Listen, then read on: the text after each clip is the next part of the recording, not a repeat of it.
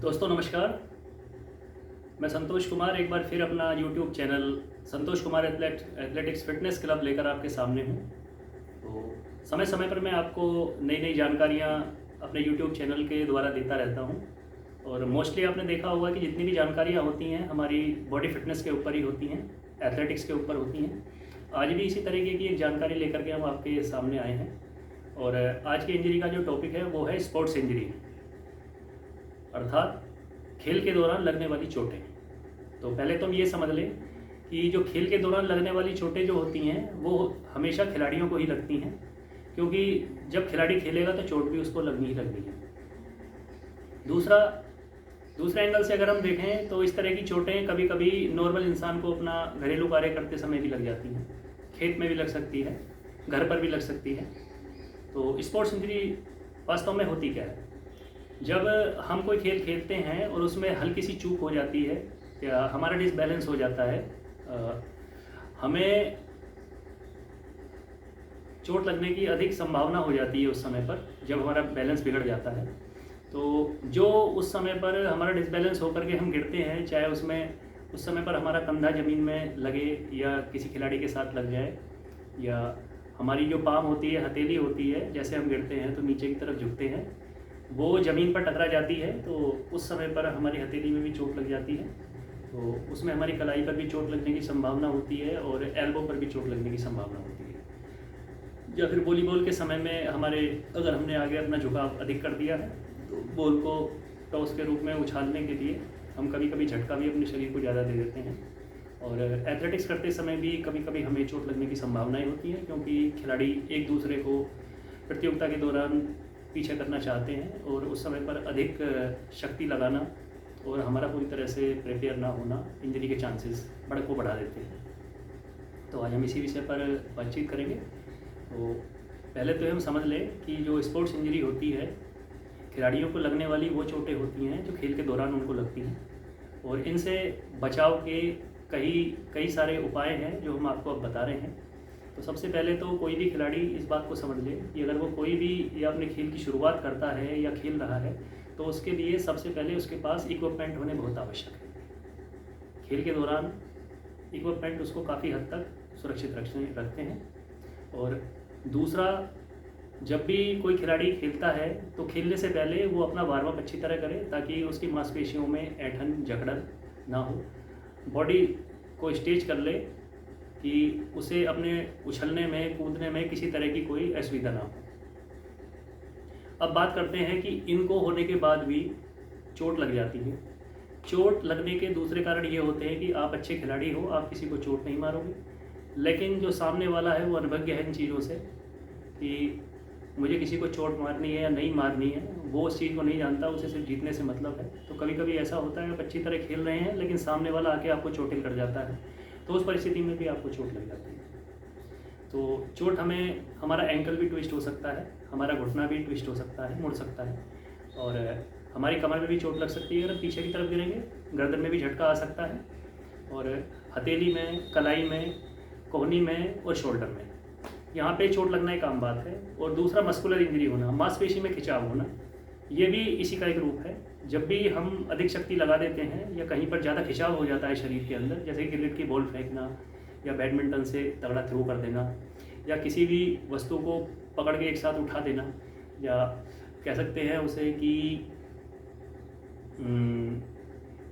हम कोई power lifter हैं या फिर वेट लिफ्टर हैं, अचानक वजन उठा देते हैं तो बिना सेफ्टी के या बिना बेल्ट के उठा देते हैं, तो उसमें भी हमारी बॉडी में खिंचाव हो सकता है। तो इन्हीं कारणों को देखते हुए आज हम आपको बताएंगे कि इनसे कैसे बचा जा सकता है। और बचने के तो सिर्फ यही साधन हैं कि आपके पास इक्विपमेंट होने चाहिए और आपको जानकारी पूरी होनी चाहिए ताकि आप अपने आप को चोट से बचा सकें। और दूसरा, अगर चोट लग जाती है तो सिचुएशन में आप क्या करेंगे?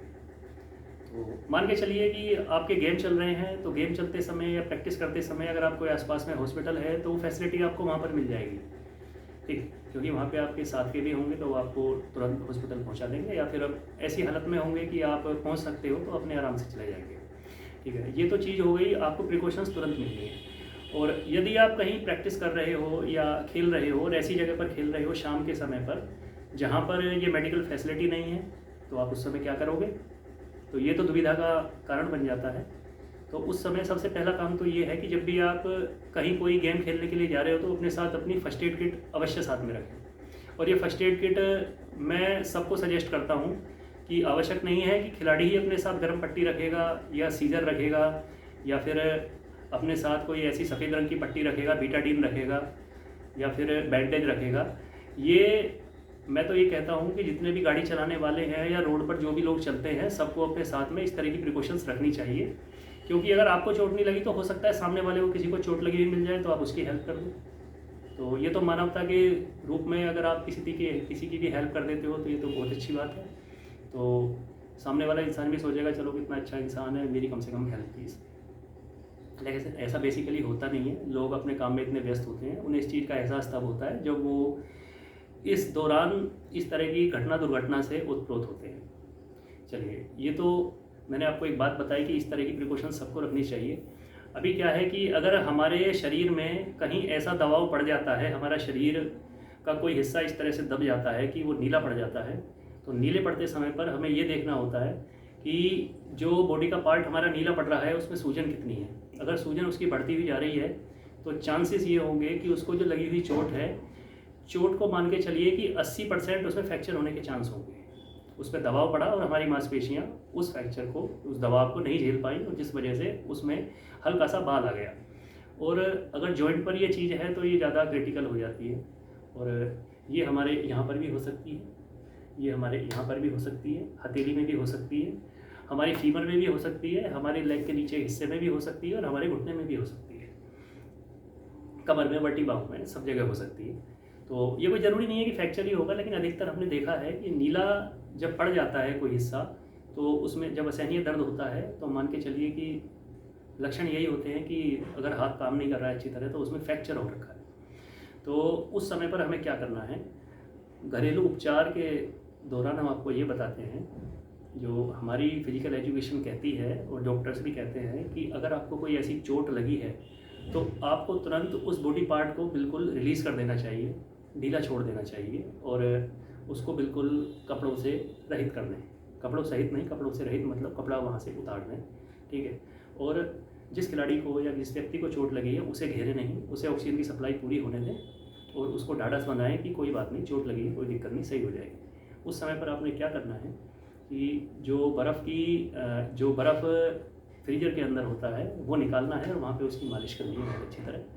तो बर्फ़ की मालिश करने से जब भी आप 5 से 10 मिनट तक लगातार उसकी मालिश करोगे तो उसमें आपको आराम मिलेगा। और उसके कुछ समय बाद में, 1 घंटे बाद में फिर उसकी मालिश करो, उसके बाद फिर 3-4 घंटे में फिर उसकी मालिश करो।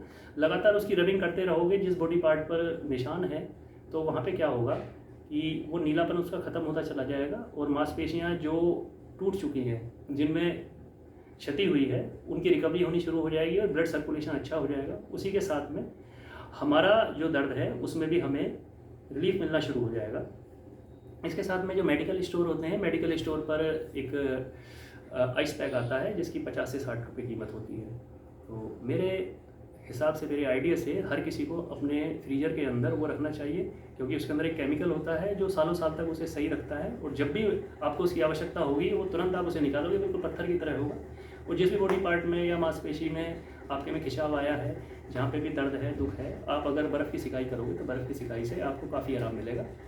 और इसी आराम के चलते चलते आपको काफ़ी ऐसा लगेगा कि हाँ, हम अपना ट्रीटमेंट खुद कर सकते हैं। और इसी के साथ में आप ये जानकारी औरों को भी देंगे कि भाई हमें चोट लगी थी तो इस तरह का हमने प्रिकॉशंस अपनाया, प्रिकॉशंस लगा करके हमें इससे आराम मिला, ठीक। तो ये जानकारी है, ये मोस्टली आइसिंग जो मैंने आपको बताई है ये सभी को करनी चाहिए। अगर इस तरह की कोई चोट लगती है तो इसमें आपको काफ़ी आराम मिलेगा। तो ये वीडियो हमारी आपको कैसी लगी इसके बारे में ज़रूर बताइए। और वीडियो आज की हम यहीं पर समाप्त करते हैं। तब तक के लिए नमस्कार, धन्यवाद। अगली वीडियो लेकर आपके सामने जल्दी आएंगे।